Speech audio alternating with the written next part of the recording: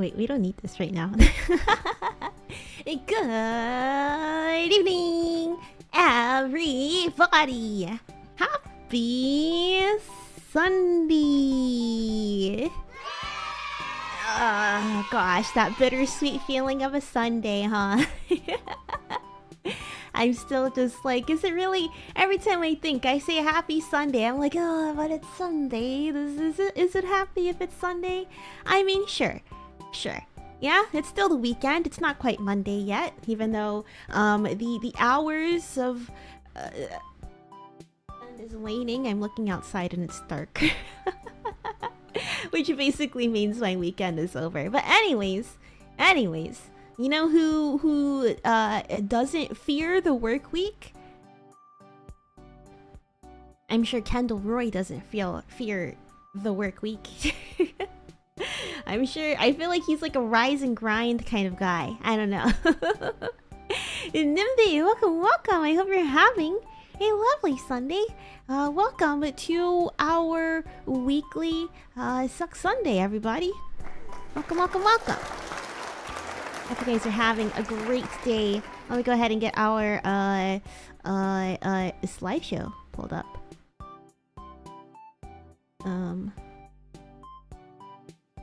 Let's see. Not that one. Oh wait, it should be this one. Oh, here it is. There we go. I was like, why is it not showing up? Yeah. I should have got water before this. I didn't, but it's okay. I will survive. Yeah. We're going to be talking about episode 5 and 6 of season 4 of Succession. Not only the final season, but also the final episodes. There's only 10 episodes this season, and we are reaching the halfway point tonight, right after this stream at 6 o'clock, maybe closer to like 6:10, 6:15, depending on how much I yap about these two episodes. But in about an hour, we'll say, we will be starting the final 4 episodes of my favorite show of all time. And yeah, if you've been here for this entire journey, thank you. It really does mean a lot. I will show you in a second how much I love this show. I went back, went to Broadway again. I think I've only seen 4 Broadway shows, and 3 of those Broadway shows have been because they have the Succession actors in there. So I really do owe a lot to this show for encouraging me to try new things and do new experiences. But we'll talk about that later. Because right now, let me share my thoughts about the show. About these last 2 episodes. Honestly, as I'm like writing these notes, right, I'm thinking like this is the most locked in I've ever been as I'm watching this show. Like, don't get me wrong. I've seen the show. I want to see like 4. This might be my 5th rewatch, but it's not the 5th one all the way through because I was watching season 1 and 2. Then I rewatched that one, and then I watched season 3 as it aired and season 4 as it aired. But yeah, for the first 2 seasons, I've seen them like 5 times. But these later 2 seasons, season 3 and 4. You know, I would say a lot of the things, I wouldn't say, it's not, it goes over my head, but it's a very dense show, you know? If you're part of the Watchalong, you know, it's a very, very dense show. So taking the notes and regurgitating them to you and then sharing my thoughts on them and like trying to connect some of the pieces and like learning more about each of the characters and some of the nuance and like the subtleties that they layer into the dialogue. Yeah, it's been fun. But I'm getting like a very thorough watch through this time. So I don't know if I'll be returning next year for my yearly Succession watch through. So I really do thank you guys for letting me indulge in this. I've been really wanting to scratch this itch all the way through, and I will let you know I am thoroughly itched. Anyways, let's go ahead and talk about season 4, episode 5, Kill List. After being summoned to Norway for a Gojo team building retreat, Waystar's old guard grows increasingly concerned over the trip's true purpose. Later, when Mattson makes a play for ATN, Shiv, Kendall, and Roman consider whether to fight for Logan's crown jewel. ATN, if you remember, is their news network, and that is the one that, I mean, that's Logan's baby. You know, he really loved that. He watched that himself at night, and then that's also where he went to go give his "we're fucking pirates" speech, right? Earlier this season, before he kicked the bucket. Yeah, that was his crown jewel. And you know, when he was getting ready to sell most of his company to Lucas Mattson, but he wanted to keep Waystar for himself, he had the vision to transform it into something that he thought was worthy of you know, his legacy and stuff. But after Logan died, Mattson's kind of like, actually, you know, I want ATN. He kept saying it's not, you know, a good brand, but the package itself is really good. He called it a parts shop specifically. I think that's how he sees Waystar. As he sees Waystar as a whole? I don't know if that's how he sees Waystar as a whole or just ATN specifically. But he wants to buy this company from the Roys and basically Frankenstein it into whatever he thinks is better. Like he said, it's a parts shop. It's like you're just taking it apart so you can put it into something better. Han, welcome. I hope you're having a lovely evening so far.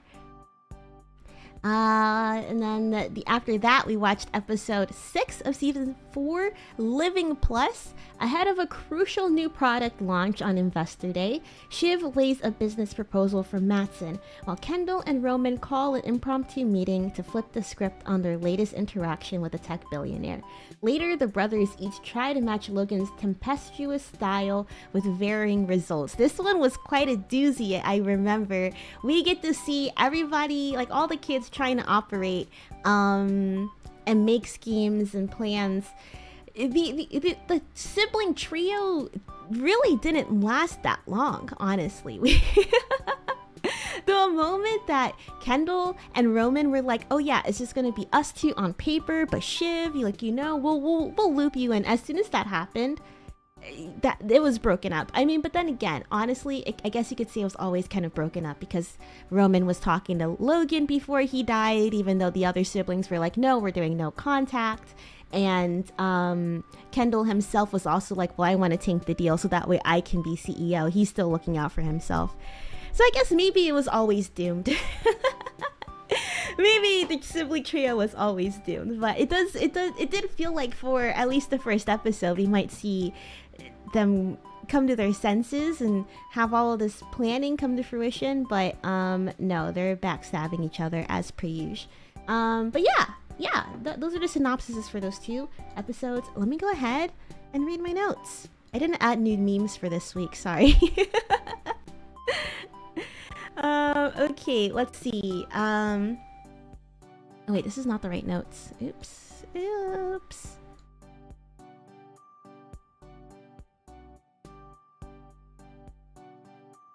Wait, I gotta send new ones over to me. I sent the wrong ones over. One more time. Save it as an image.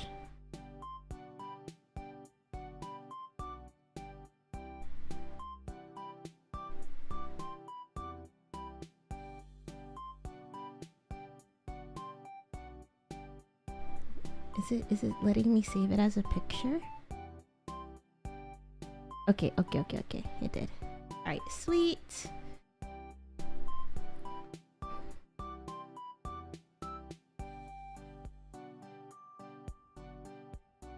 Now we download this. Sorry.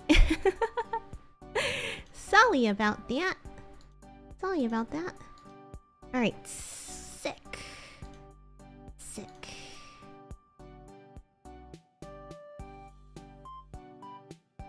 Okie dokie. So, oh my gosh, these are so long. I'll try and make it fast. Okay, all right. Let's see. So we do see a pattern between the siblings, right? Shiv, Kendall, and Roman.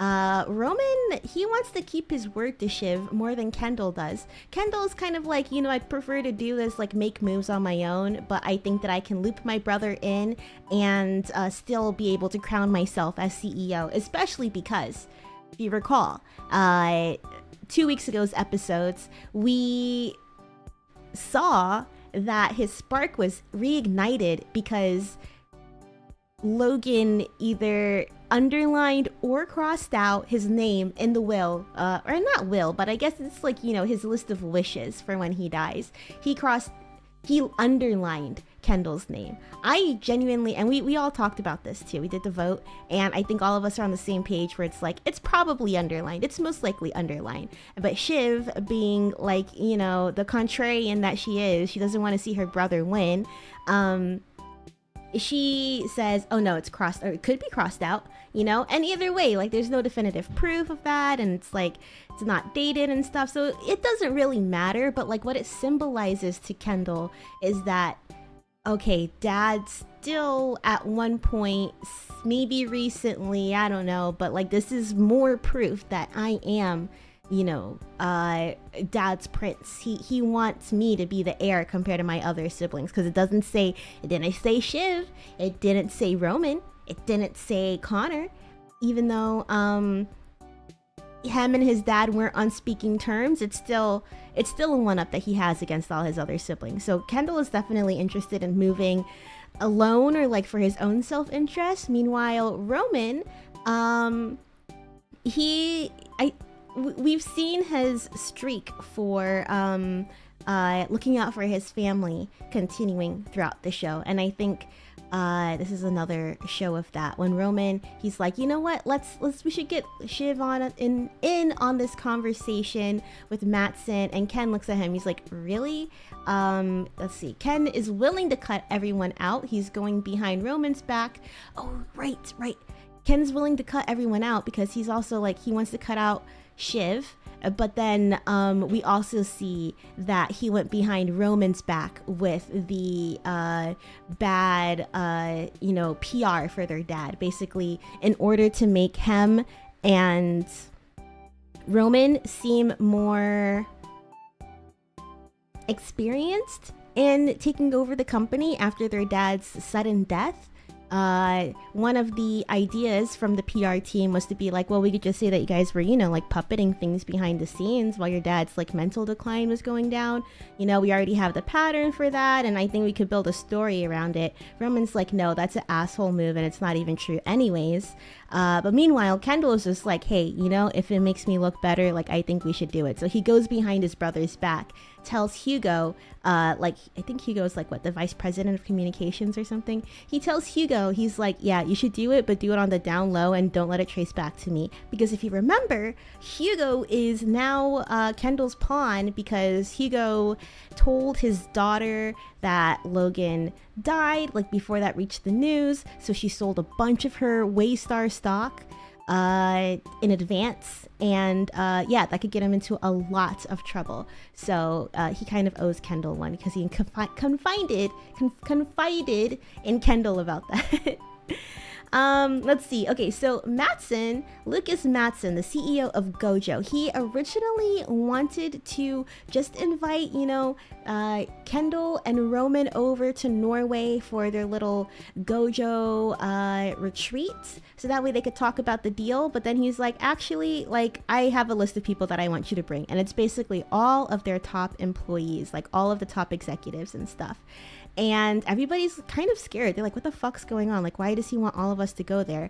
And there is whisperings of a kill list, because, you know, when you're merging two really big companies, somebody's gonna have to get let go. There are two seats that there's two people trying to sit on one seat. So they got to kind of think about like how we're going to be nimble, how we're going to approach this transition, who's staying and who's going to go, essentially. And the old guard, they're pretty worried about it because Matsson's team, they're in tech, they're younger, they're more lean, so they don't really have like a lot of, you know, unnecessary roles that are filled out.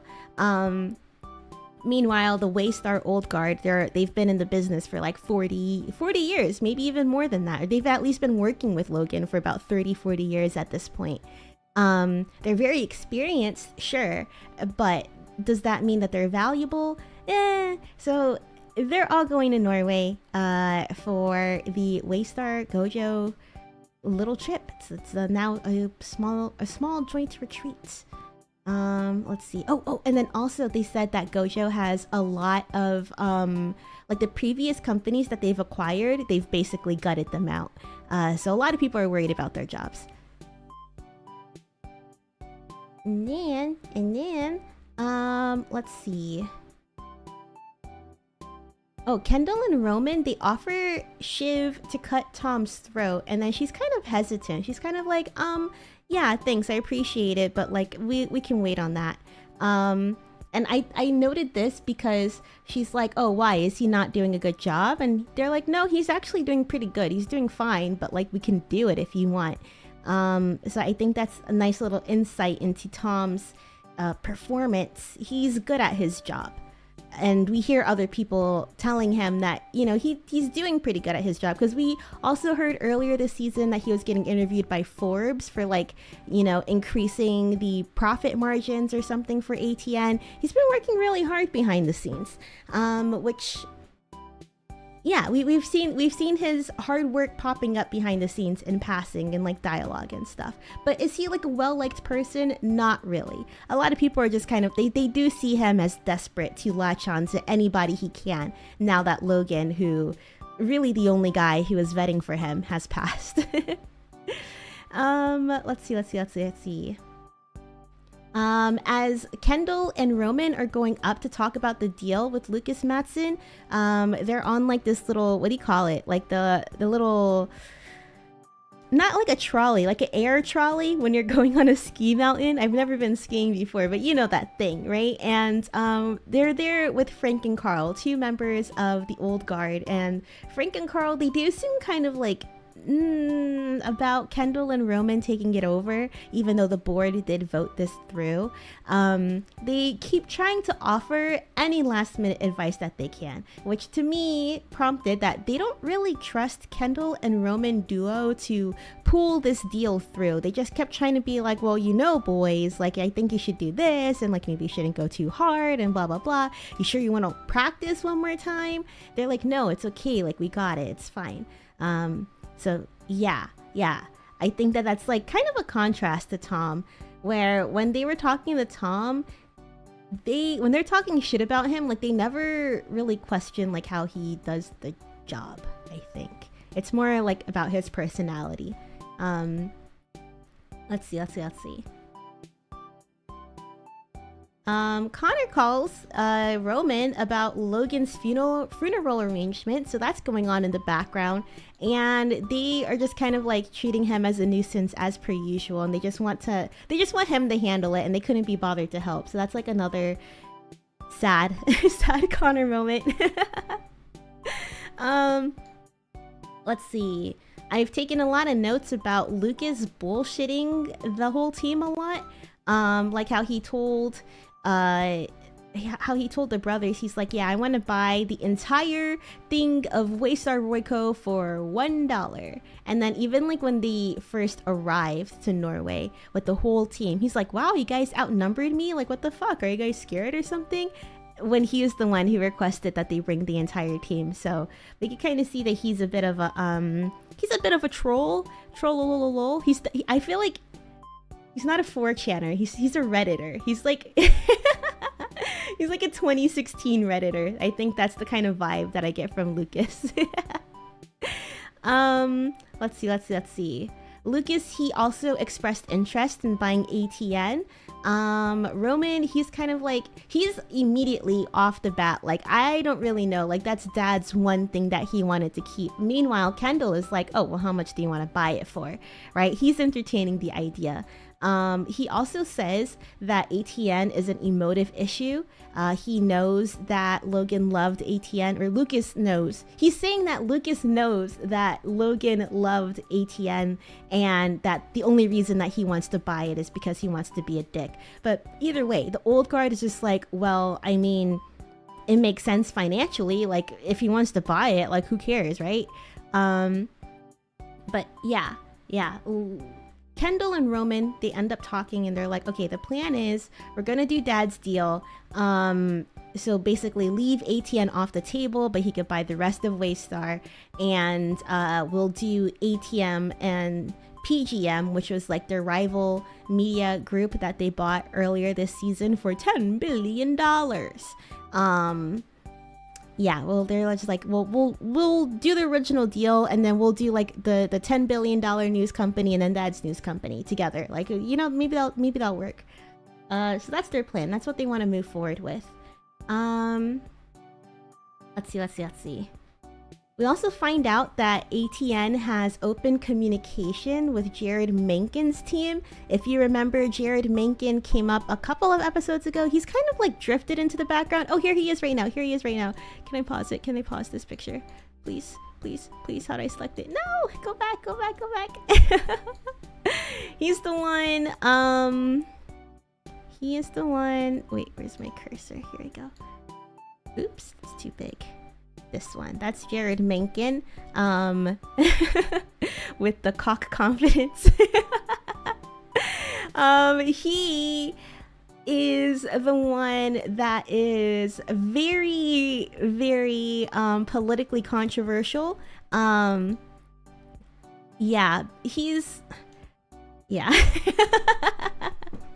Very politically controversial to the point where Shiv, a blue, what do you call it? Like a blue bleeding Democrat. I mean, either way, she's kind of like establishment Democrat or whatever those buzzwords are. But either way, she's just like, I cannot be in a picture with Jared Menken, blah, blah, blah. So that's why she also looks very pussy face in the world.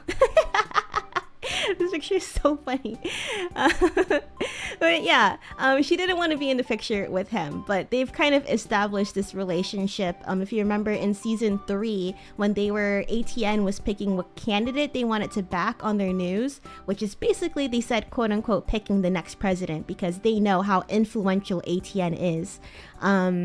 Yeah, they decided to go with Jared Menken, and that was kind of boiling in the background, but we recently find out that yes, there is open communications between ATM, Jared Menken, so they're campaigning right now, and basically they're, you know, gonna say nice things about him on their news channel is what's going on. And Shiv, she is not happy on that. When she finds that out, she's just like, no, like, we could give ATN to Mattson, like, we don't want it, it's tainted anyways, like, it's fine, we have PGM, we spent $10 billion. The fact that they spent $10 billion on buying that news company, and then they're just kind of like, well, we could keep dad's too, like, it's ridiculous to me, like, just fuck off, give ATN away. Ainz, welcome, and Dennis, hello. I have risen from the cold rain. Hello, welcome. I hope that you get bundled up and get really dry and warm really soon. And Dennis, hello. The big cursor. Yeah, I was off the screen. I pulled it in from the wrong corner, I suppose. Maybe I'll leave it right here. Let's see. Let me turn the slideshow back on.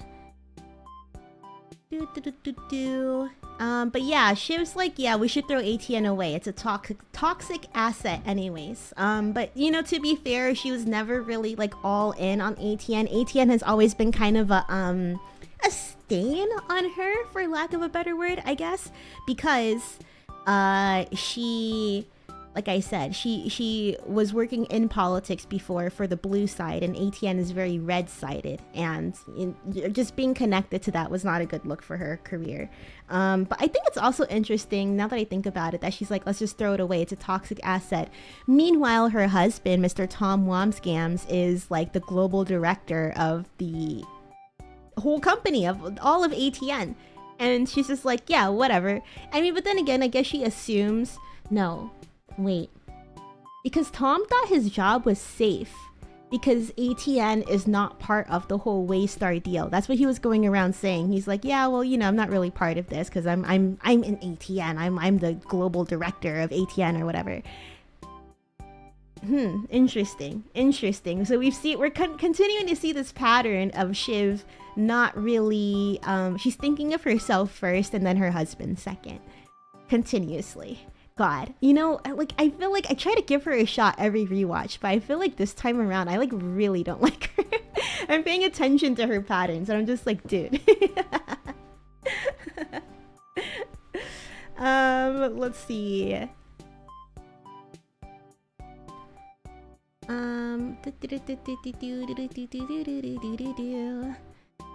Let's see. I also put down Greg. He's getting assistant rumors for Tom.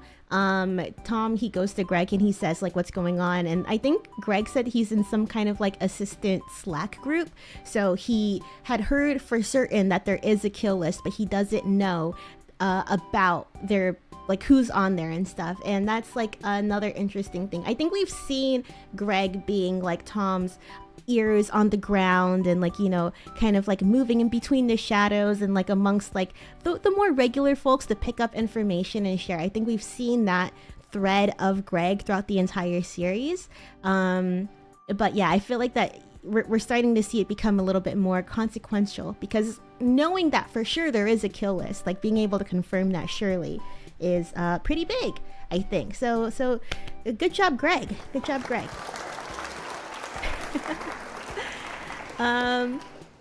Let's see. Oh, and then they have this little Swedish chat. We'll go to that one later. I found the clip with subtitles so you guys can see what they're talking about.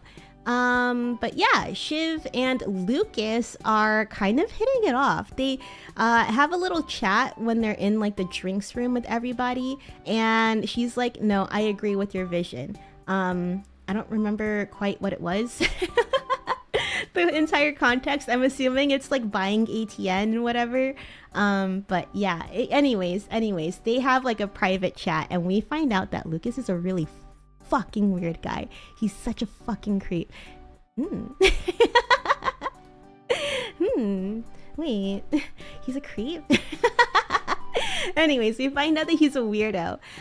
He calls Ebba his estrogen air freshener, and she says, oh, it's fine, I keep a log of all of this so that way I can like what is it, like you know, she's basically like stacking up ammo to throw against them in the future if she ever decides to leave the company. I guess she has leverage. Yeah, she has leverage. She's collecting leverage, and yeah, we've seen like a lot of weird behavior from Lucas, but then we really find out the extent of his weirdness right now.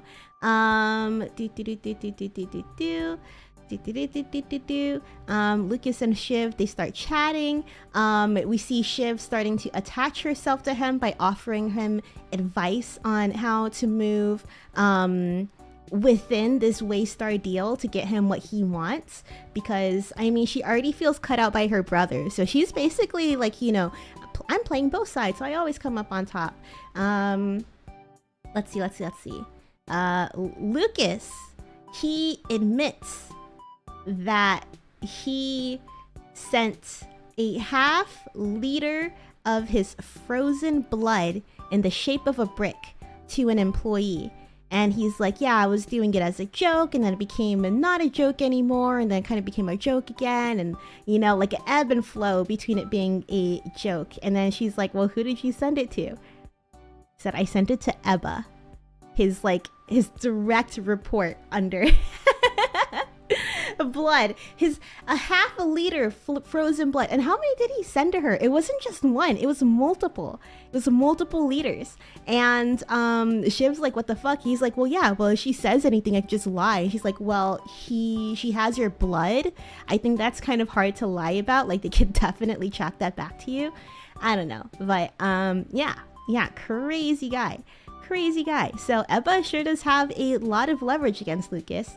And I think she's like Lucas's, like, she's the Gojo head of like communications or something. So yeah. And Lucas was asking Shiv too, who should I keep and who should I cut? And yeah, I do think that there was like talks. I don't know if he was thinking about switching Ebba out for Carolina. Carolina's the one with the fierce bob on Logan's side of the team. But yeah, anyways, that's kind of how they started talking about it. I can't believe he sent her his blood. It was a joke at first, and then it was not a joke. Can you imagine? What a freak. What a freak. Let's see. But yeah, after that, Lucas, him and Roman and Kendall go and meet at like the top of a mountain to go talk about. Wait, I think I'm getting my scenes mixed up. I was talking about how before they were talking about the deal. Are they talking about the deal again? I don't quite remember.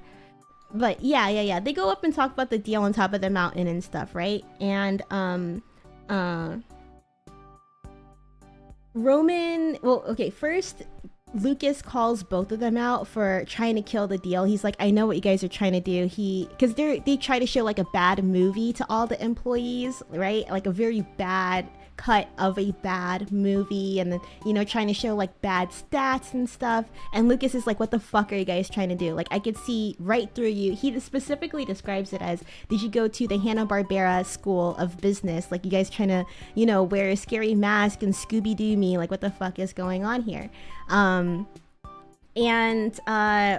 calls him out, and you know, he's really upset. He's really heated and emotional, and he's just like, dude, we think that you're a dick, we don't like you. And he basically says, we'll take forever, and we're gonna take forever to like get through the process of doing this deal, and you're gonna get bored and gonna leave, and we don't want to do the deal, we don't want it. And yeah, Lucas is like, well, if I have to go through you or go around you to go to the old guard and just go straight to the board to get this deal approved, then I will. Yeah, sorry, I'm looking at the time. So on the way back home, it is kind of an SEC violation, I think, like the way that Roman admitted to it. I have no idea. I don't know that deep. I don't know anything about the SEC. But I do think that like you're not supposed to say something like that. That seemed to be the implication. Like, hey, we are just going to drag our feet so that way this deal doesn't pass. 007 me. You like it? Wait, shoot. Fuck. No, come back. Yeah, I'll leave it on the screen for a little bit. Okay, when it comes back, I guess. But yeah, so on the flight home, the old guard, they get a call, and Lucas is like, hey, yeah, you know, I'm gonna go ahead and buy the company for 192 million. I don't really know what 192 means, but they said the number was 192, and the old guard, they're like super pleased, and it's a good number for them. And he just goes around them, so he goes around Roman and Kendall because he knows that it's just automatically gonna pass through. It's a number that's so good that the people who actually have the business's best interest in mind, and like they don't have any emotional stake in the game, it's a no-brainer for them to accept the offer. So yeah, the deal is going through. Matson won. Here's the meme. Matson won. Waystar is about to be acquired by Gojo. Yeah, where is this gonna lead? Where would this lead? Who knows? But we also get to hear about the kill list, who's staying and who's going. They said Ray and Mark are no longer in there. They were like kind of background characters, like who the fuck are they, right? I feel like I remember seeing them in the Boar on the Floor episode, but then like they disappeared and then they came back in this episode. I'm like, oh, they're probably on the list. Hugo is also gone. Frank and Carl also cut, but Carl, he wanted to retire anyways. There was talks about him accepting like however much he gets paid out from this deal and his quote-unquote golden parachute and going to go live wherever. We know that he's like a pervert, so maybe like at some kind of brothel, I don't know. But basically Carolina and Jerry are staying, and we did hear that Shiv vouched for both of them when she was talking to Mattson. And then Tom is also staying. Tom is not on the kill list, so yeah, very interesting developments.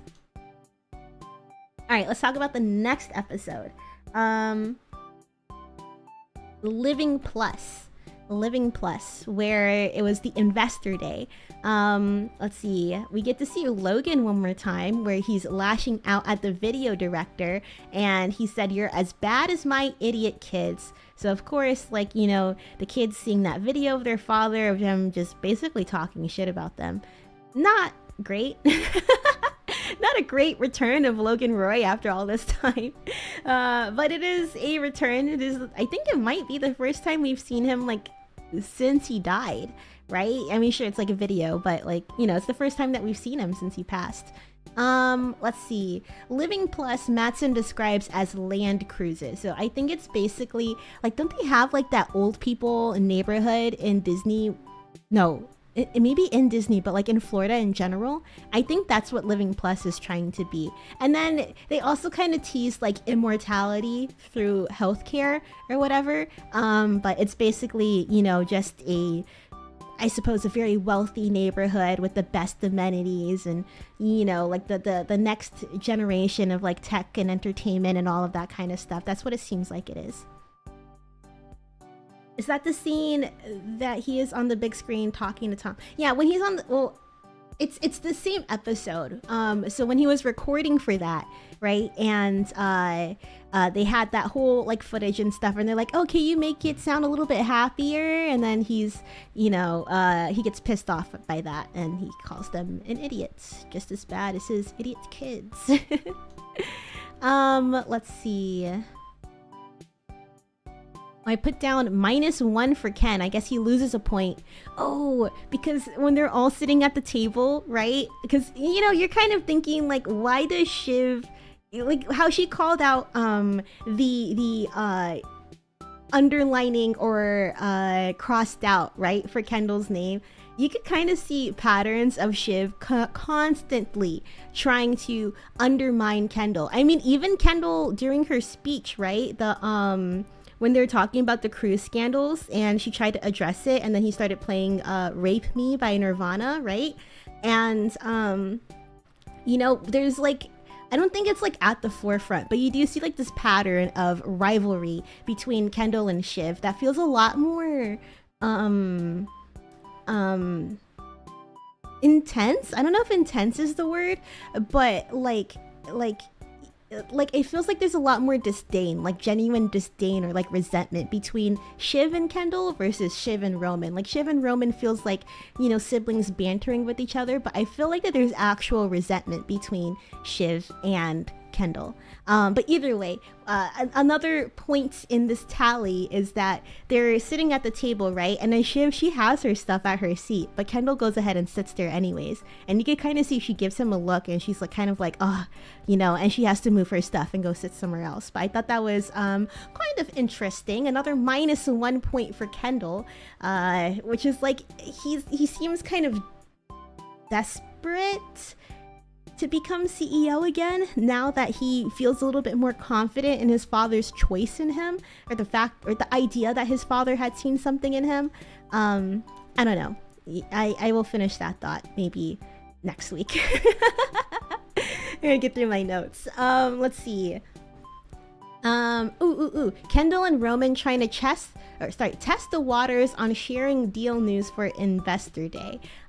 So they try to be like, oh yeah, Lucas had a meltdown when we were doing the when we're talking about the investment and stuff. So we just wanted to raise the red flag that maybe he might not be the most emotionally stable. And like all the old guard is just like, well, I mean, he did pay us good money and like all of that kind of stuff.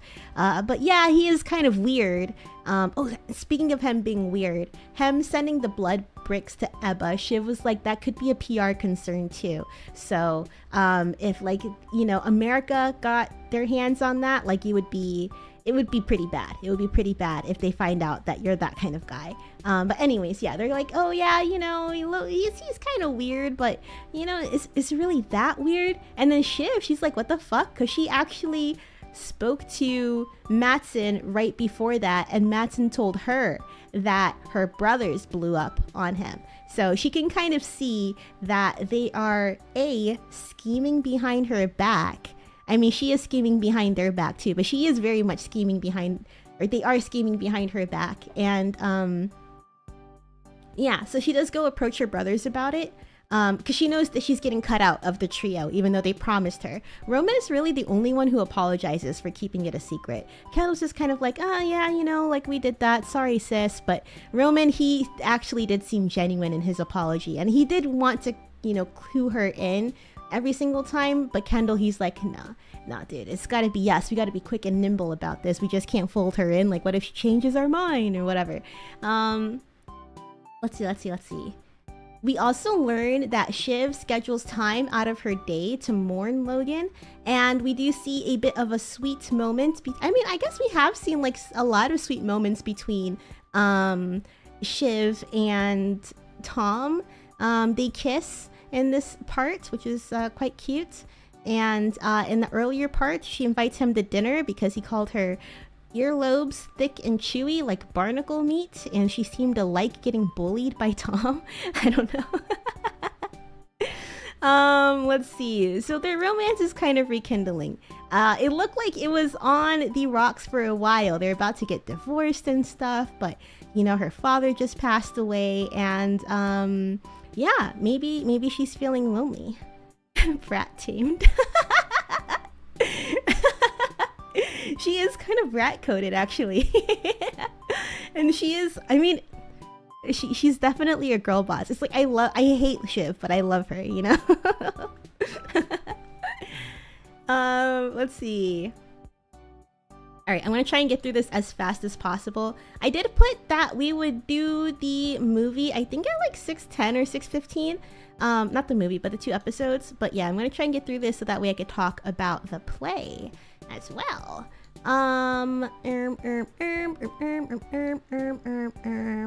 Let's see. Oh yeah, okay, so they are in LA for Investor Day, and Roman, he has to go talk to like one of their head like producers or whatever for their movie company, and he completely flubs it. He thinks that he is Big Dick Roman, and he's swinging that thing around trying to be like his dad, and he completely flubs that meeting.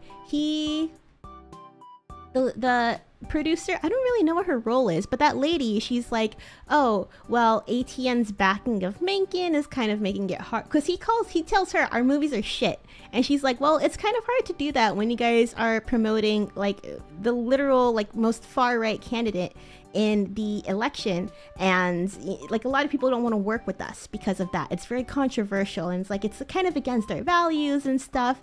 And Roman's like, I don't see why it matters. First of all, ATN and like what you guys are doing, completely different.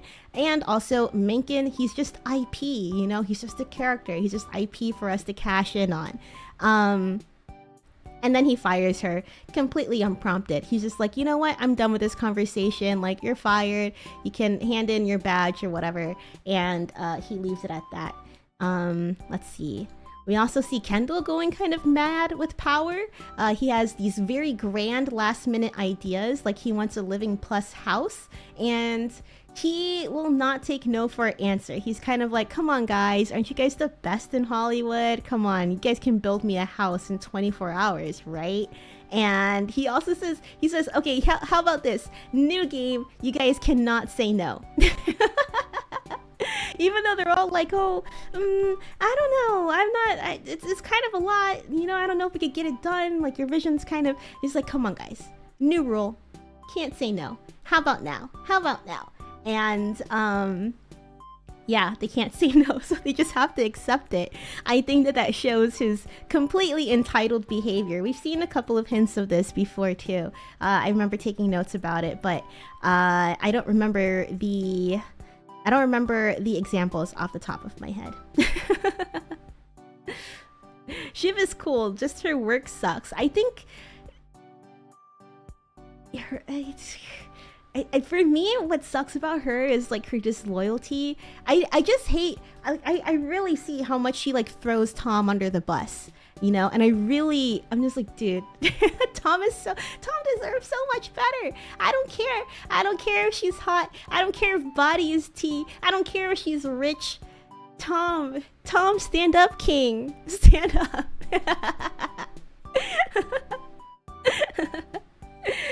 He is like everybody. It's so funny because everybody sucks, and it's just like you want the best for some, and then you can't justify it either. You're like, oh, but he uses people as human furniture, you know? Like, does he really deserve better?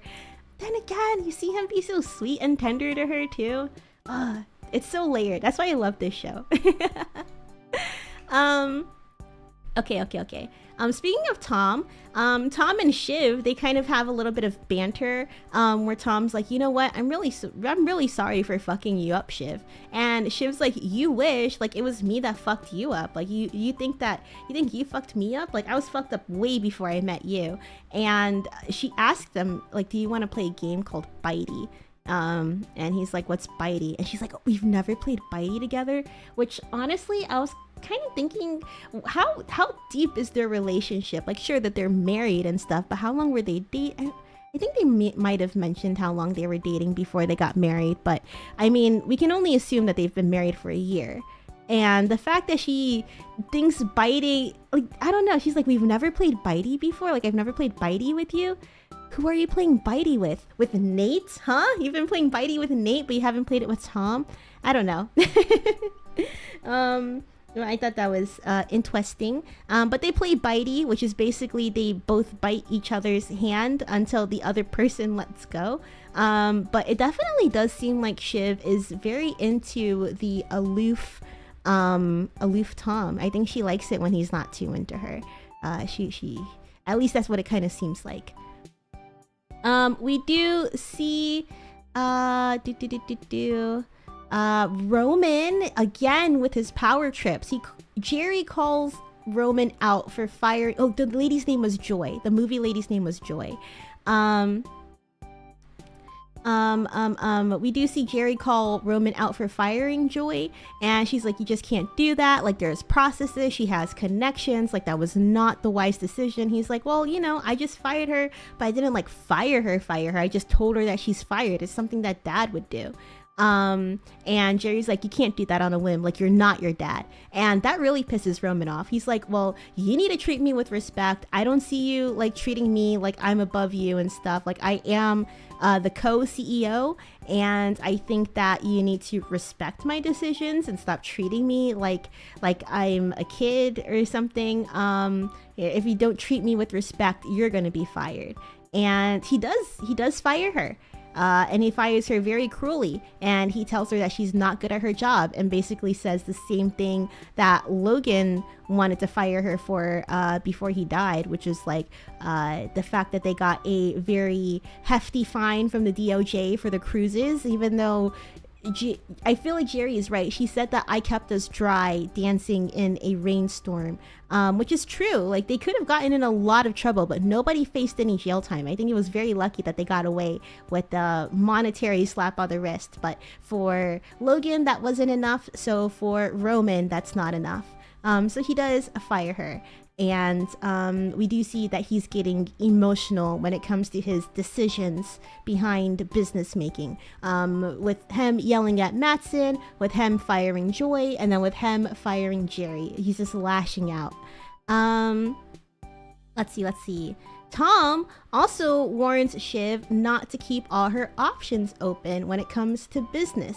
And then he also says that he wants their marriage to work out, because he does say, I think what prompts this is that he knows that she's in cahoots with Mattson, and she does say that, oh yeah, me and Mattson have a connection, because their marriage is still technically an open marriage. But yeah, Tom's just like, I don't know, that could get pretty messy for you, Shiv. But he does admit, like, I do want our marriage to work out. And he says stuff about how he likes nice things, but he also dares Shiv to live with him without their wealth.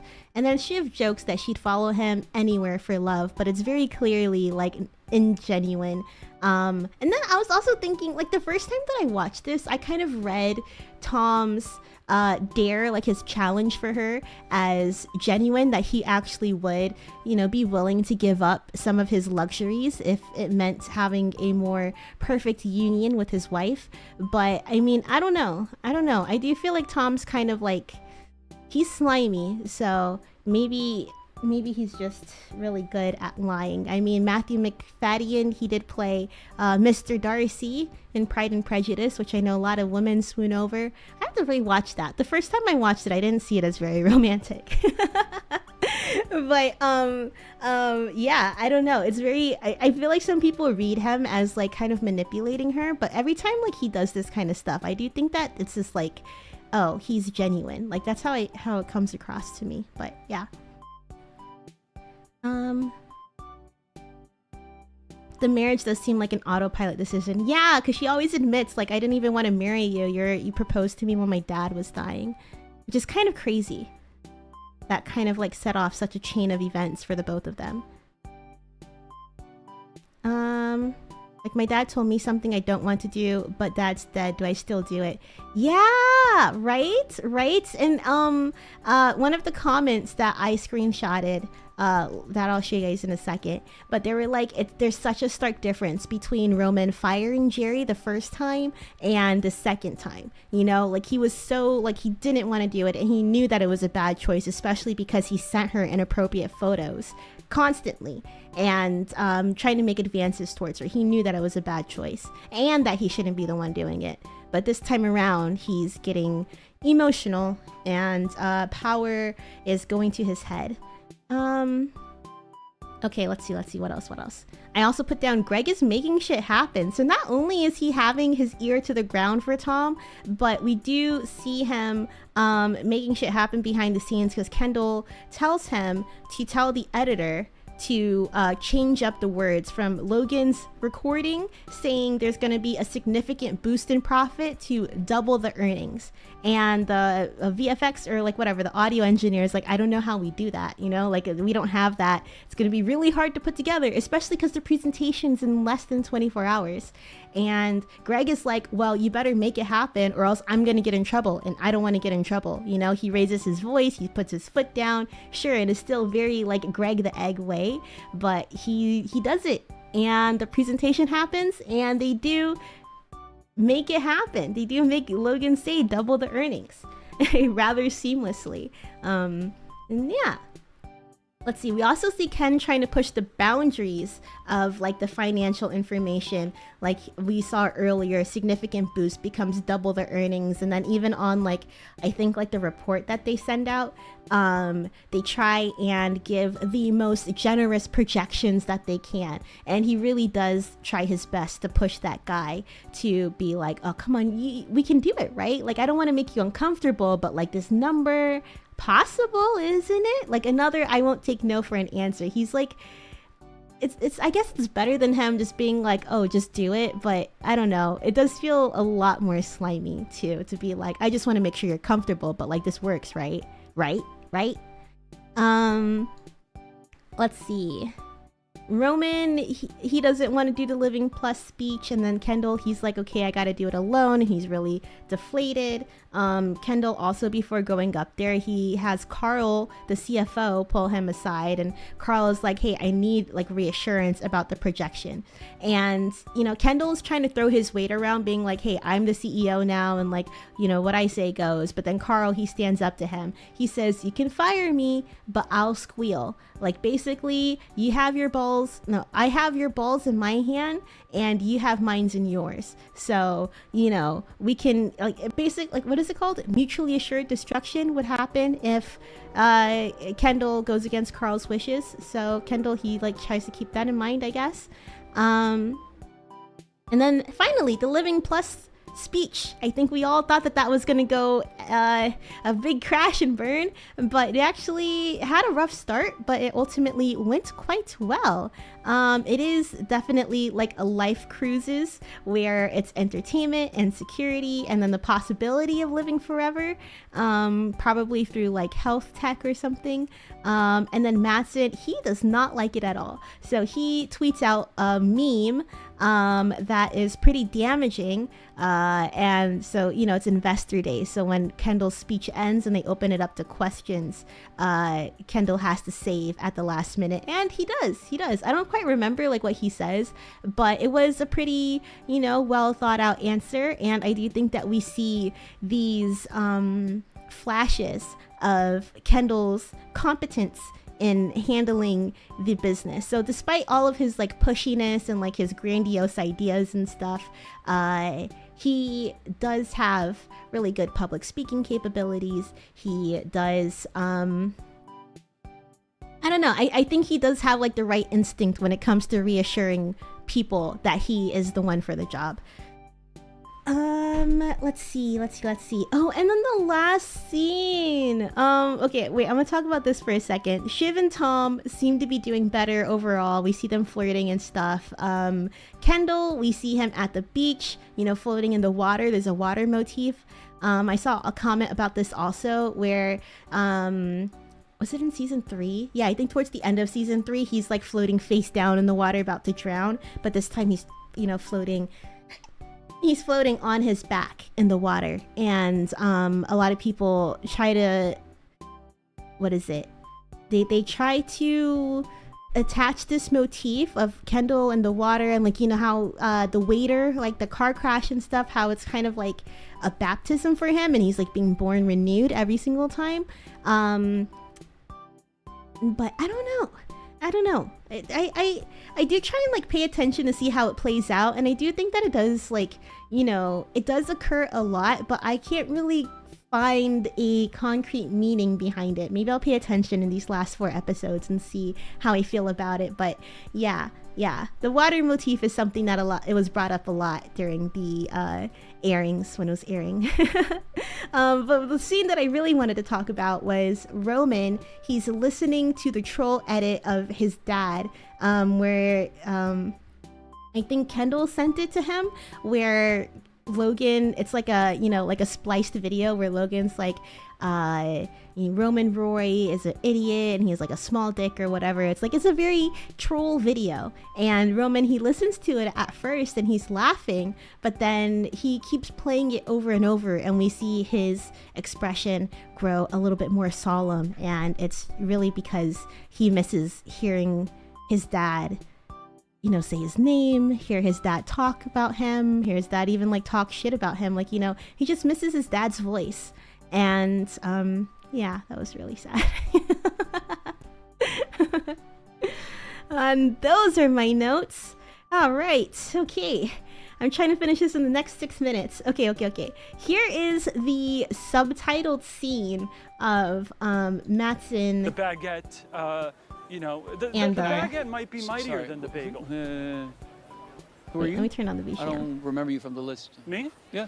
Well, therein hangs a tale. Greg Hirsch, Gregory Hirsch. He's a cousin. He's Logan's nephew. Wait, you serious? He's my cousin. He's good. There's more of them. Wait, are you all related? This is one big No. stor. Just Jag hamnar på någon sån här incestuös släktträff. 2 meter ren svågerpolitik. Ett inavlat Habsburgsjätte. Yeah, you agree? Yeah, I do. I do, actually. I like the choice of them in the HBO subtitles, just putting their speaking in Swedish, because I think that puts us into the same in the shoes of the Roys, right? Where it's just kind of like, well, we don't know what's going on. We don't know if they're talking shit or what, right? And then I also like how he. Yeah, you agree? Yeah, I do. Because is Tom laughing? He's just sitting there smiling, but asking Tom if you agree. And then Tom, he clearly does not know what the fuck is going on, and he agrees blindly. You know, he's such an ass kisser. He'll agree blindly about that. Just them talking shit, not only about his family-in-law, but his wife, Gregory Hirsch. Like, okay, okay, Tom. Okay, let's go to the next one. Let's see. Oh yeah, the Mattson. They did mention Mattson. While he is boning chicks, he has headphones on and he's listening to podcasts. I think that is a very famous rumor of Leonardo DiCaprio. Allegedly, he does that when he's hooking up with his models. He puts on headphones and just listens to music while what did Tom say? Slides down the beanpole or something? Ew. Ew. This person commented, I loved how much Logan loomed over most of the interactions in this episode. Frank and Carl putting on their compression socks had me cracking up, especially because Logan, he died because I guess, like they said, he wasn't wearing his compression socks. He wanted to look sexy for Carrie, young and spry. But yeah. Let's see. As soon as Kendall said, let's tank the deal, I thought, there he is. Finally, we're back on Demon Time. Shiv having an inside track with Mattson and potentially getting rid of ATN and distancing from Mencken. I'm so interested in how it'll play out. Also, good for Roman for standing up to Mattson. Absolutely deserved, and it was so palpable how disturbed he was about all the talk about Logan. Curious to know what Ebba's doing with Mattson's blood. This person also commented, your earlobes are thick and chewy like barnacle meat. What the fuck, Tom? She kind of liked it too. She fucking invited him to dinner after. Let's see. And this one, a lot of, I'll just read the comments. This was one of the most Succession episodes in the history of Succession. Ridiculous setting abroad, check. Even more ridiculous modes of transportation and amenities, check. The whole gang jockeying for position, check. Rival company gang also jockeying, check. A Roy in an overly expensive baseball hat, also check. I thought that these three comments kind of it's kind of just like, I don't know, it just made me feel like we're here at the end of this series. Like we're getting not only can we tell what makes a very Succession episode, but we're kind of getting the best of these sort of bottled episodes of like the best of what makes Succession, you know? Yeah, and to think that we're already here at the end of the journey. Oh man, I hope you guys are enjoying the show as much as I am. Let's see. Yes, what a contrast between Roman's two firings of Jerry. It's funny because both times Jerry acts as if she was still employed, and both times his response after was just to do nothing. Yeah, okay, I guess. Kendall floating face up and instead of face down, the highs and lows. I wonder if this is Kendall's real baptism. Water is such an important part of Ken's arc. When he tries to drown himself in the pool, which was ultimately a passive process, he just lets go. It felt like the death of old Kendall. Now, this, on the other hand, is the opposite. He is ready and he is the one who dives in. Hence, he is an active participant. This is his baptism. Baptism into being his own kind of evil. Ooh, I like that. I like that. I didn't really think about that. The people watching Tom and Shiv bite each other in public, yeah. And then seeing Roman finally stand up for himself and then immediately go mad with power was so on point for himself. I have such a different take on him this episode. I think he's grieving and oddly in denial about it while trying to be Logan. He always says it's what Dad would have done, but he's bumping against the fact that nobody respects him the same way people respected or feared Logan, and that it was a big part of why Logan could be the Logan we all knew and loved / hated him. Oh, these are the episodes we're watching tonight. I decided to do it here so I don't have to keep making these next week. Yeah, this up next we're going to be watching Tailgate Party, hoping to work the angles on the Gojo deal. Kendall and Roman ask Shiv to invite a political insider to Logan's pre-election day party. Later, Connor considers whether to adjust his ambitions after receiving intel from the Mencken team. while Kendall and Roman catch a wind of a potentially fortuitous scandal. Ooh. Also, Shiv serving looks great. And then after that, we'll be watching America Decides. Honestly, both of these episodes are bangers, but I would say especially episode 8 is so good. It's so good. It has one of my favorite Greg moments.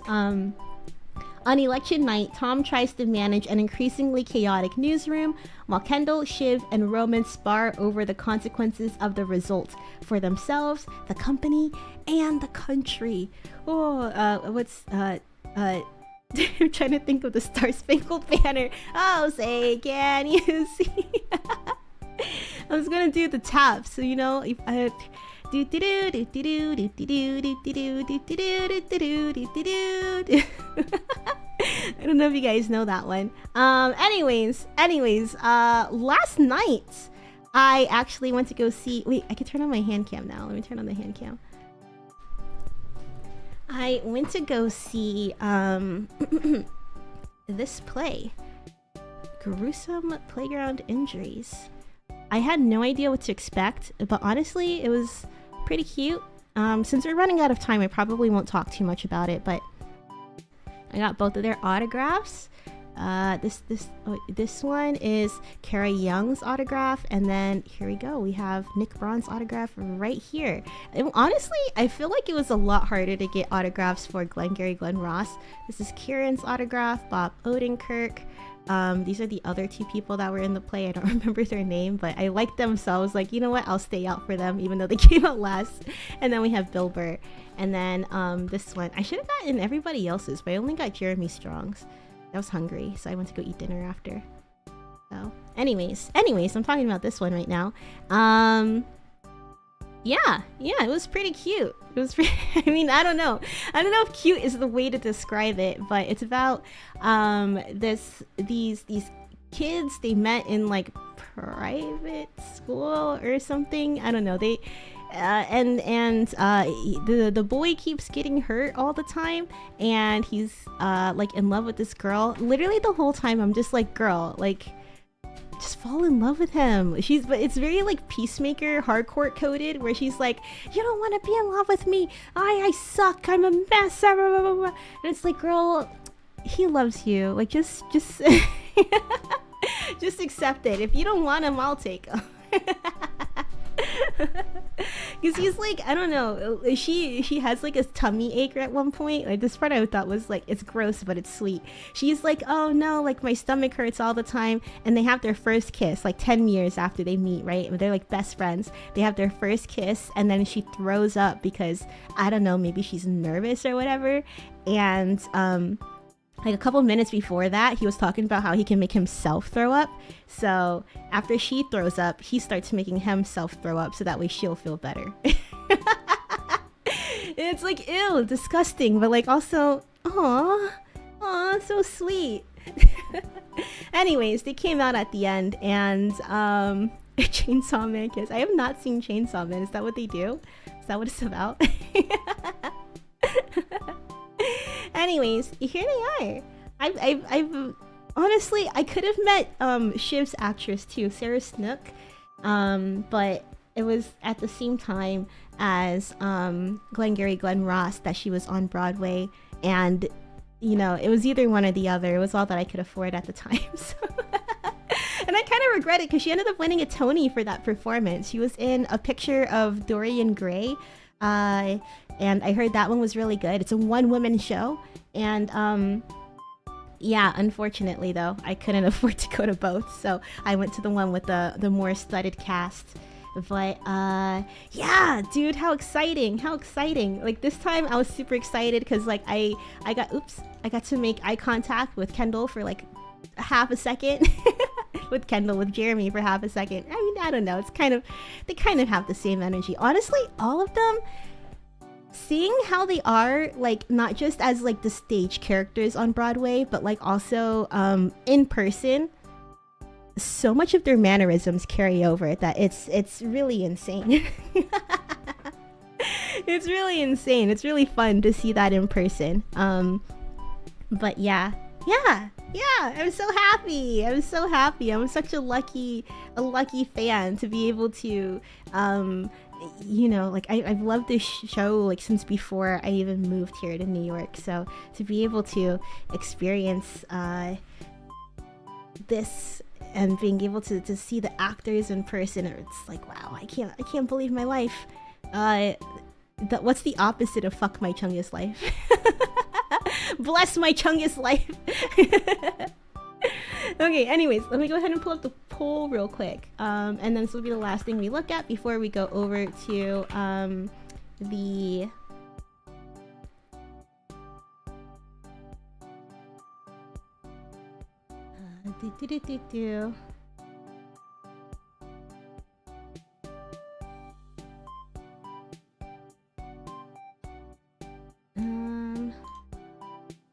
Okay. I think we only got one new one in. Okay. I just have to make sure I got the right one up.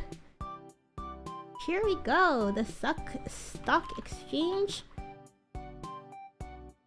Plus. Alright, okay, so we have investing in Kendall this week. I gotta update this. I forgot that I even added this onto here. Fuck. Anyways, we're investing in Kendall this week. Honestly, he's in demon mode, so very fair investment to make. Selling Shiv, honestly, playing both sides so you always come up on top. Not sure how that will work out for you, but good luck, girl. And skipping Connor, I think, is fair. Connor, he's been busy preparing for his dad's funeral. What a good boy. Who's your pick to be Logan's successor? Kendall, my #1 boy. I love that with Kendall, you go through the highest of highs and the lowest of lows. Like, every time I watch this show, I like to just focus on like one character's arc. Even though it's so hard because there's so much going on. But like I think the second time that I watched this, so my first rewatch, and I was like really just paying attention to Kendall, and it's just like, wow, what a journey. Just seeing him go from like this Kendall, like manic Kendall, like season 3 Kendall, to from how he was in all of season 2, and then even just thinking about how he betrayed his dad in season 2 with the Judas kiss, and it's so good. It's so good. And he deserves to be the successor. We've seen him, does he succeed every time? No, but we've seen him step up to the plate and oftentimes knock it out of the park. I think out of all the siblings, Kendall deserves it. His name was underlined for a reason. Any favorite moments this week? That one douche's tweet fiasco. Lucas Matson. I love Matson. I think this episode I'm becoming more of a fan of him. Before it was kind of like he was introduced really late. I didn't really know how to feel, but yeah. He's fun. He's a fun addition to the mix now that Logan is out of the picture. Any thoughts to share about the show? Very good. Much like. I agree. What do you predict will happen in season 4, the final season? Kendall and Roman will need to face off, and Connor will snake his way in and be the true successor, and he'll be president. Oh, could you imagine? CEO of the United States of America and Waystar Royco? Ooh, the dark horse. The dark horse theory. I like to see it. Anyways, yeah, that's all that we got for today. Oh, in Chainsaw Man, someone gets a kiss and the girl vomits in his mouth because he's drunk. Bring that up during our next Zatsu. I think we'll do a Zatsu on... Oh no, not this Saturday. Fuck. I don't know. Because I want to talk about the plays in a little bit more detail because I really did enjoy it. But yeah.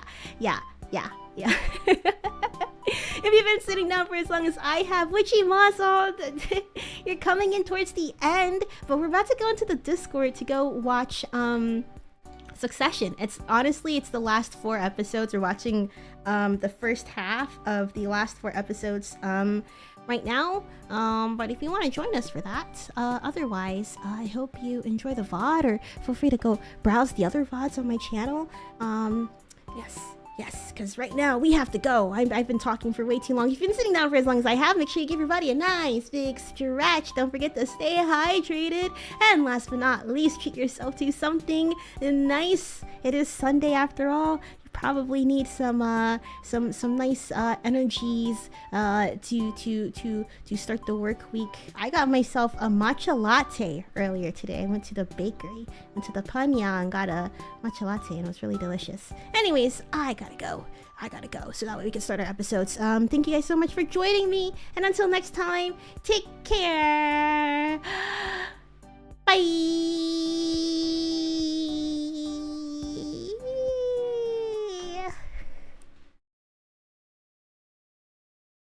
Thanks, Scott. I gotta get water. Thanks for hanging out with me again. I wish I had more time to talk about the play, but I guess we'll save that for whenever I get a chance to schedule another Zatsu. All I can say was the entire 90 minutes. I was ogling. I was ogling the entire time, guys. Okay, bye-bye.